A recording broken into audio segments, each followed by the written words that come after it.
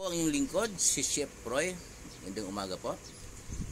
Sa umaga pong ito, ang ikwento ko sa inyo yung mga meron po akong napanood sa FB na siya po mangaral po, nagtuturo po siya sa isang pastor na kilala buong, hindi lang buong Pilipinas, kasi sa ibang bansa kilala din siya, sikat siya, malaki po yung kanyang nasakupan, marami po siyang tagasunod. Pero noong pong nakita ko po yung pangaral po niya,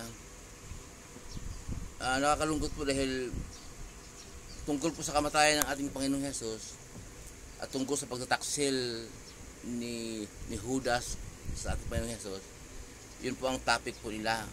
At nabanggit po niya, narinig ko po na dahil po patay na si Judas, si Judas ay nagbigti na po, at siyempre kailangan daw humanap sila ng kapalit ni Judas para magiging kumpleto rin sila uli, maging 12 apostol. Ay ang kanya pong turo ay ang pumalit po daw, ang kapalit po ni Judas daw ay si Pablo. Kaya po malungkot po para po sa akin, parang hindi ko hindi ako mapakali sa kanyang, pero okay, ganun po ang niya pero wala naman talaga akong magagawa kung ganun. Pero ang mahalaga po naman ang Panginoong Hesus. Tayo po pagkalooban ng Diyos ng kaunawaan na ang Panginoong Hesus natin ay ang kanyang pagkamatay ay mahalaga. Pero ang kapalit po ni Judas para maging kumpleto ang maging 12 apostol, hindi po si Pablo kundi si Matias. Pero basahin ko din po para po si Pro po may yung video po ito, mayroon din ng mga nagbabasa ng Bible, at mayroon din namang magdududa kung sino talaga. Pero basahin po natin sa mga Gawa 1:15 hanggang 26. Pakinggan po natin.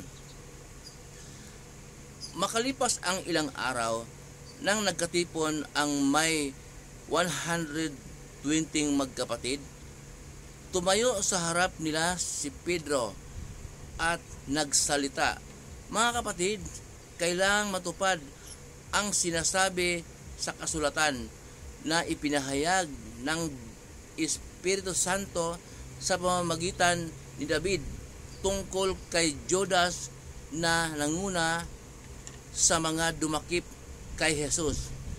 Si Judas ay kabilang sa amin at naging kasama namin sa paglilingkod. Ang kabayaran sa kanyang pagtataksil ay binili niya ng lupa. Doon siya nahulog ng patiwarik at sumabog ang kanyang tiyan at lumabas ang kanyang bituka. Nabalitaan yon sa buong Jerusalem, kaya nga ang lupang iyon ay tinawag na Akeldama sa kanilang wika, na ang kahulugan ay bukid ng dugo." Sinabi pa ni Pedro, nasusulat sa aklat ng mga awit, ang tirahan niya tuluyang layuan at huwag nang tirhan ninuman. Nasusulat din, nagampanan ng iba ang kanyang tungkulin. Kaya't dapat pumili ng isang makakasama namin bilang saksi sa muling pagkabuhay ni Jesus. Kailangan siya ay isa sa mga kasama namin sa buong panahon ng kasama namin ang Panginoong Jesus, mula ng bautismuhan ni Juan hanggang siya'y umakyat sa langit. Kaya't iminungkahi nila ang dalawang lalaki, si Matias at si Jose, na tinatawag na Barsabas, na kilala rin sa pangalang Justo. Pagkatapos sila'y nananalangin, "Panginoon, alam ninyo kung ano ang nasa puso ng lahat ng tao.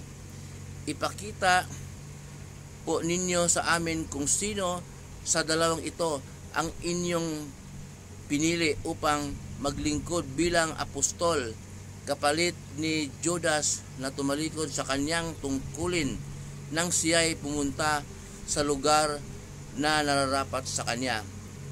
Nagpalabunutan po sila.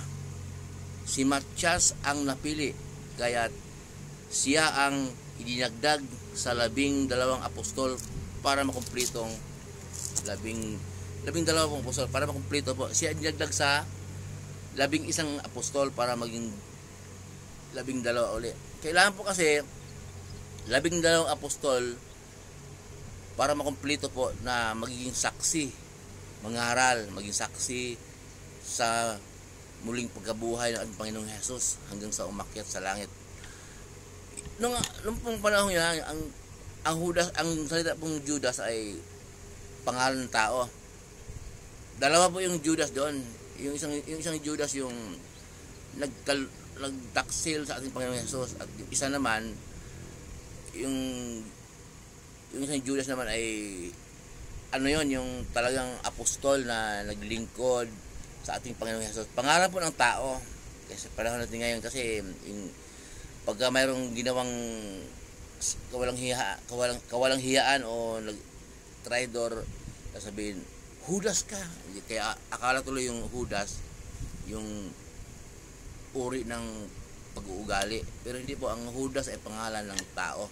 Kaya po doon po sa sinasabi ko po na isang pastor na kilala po siya, sikat po siyang pastor, ay nung pong napanood po sa FB yung kaniyang pangaral sa kaniyang, hindi ko alam po kung linggo ba yun, talagang gawain nila yun ng iglesia na hinawakan niya. Hindi ko po manggitin kung sino, kasi po ayaw po ng gano'n na nabanggit po na ang sabi niya, ang pumalit kay Judas, sabi niya si Pablo. Pero si Pablo po apostol din, pero hindi po yun siya ang pumalit kay Judas.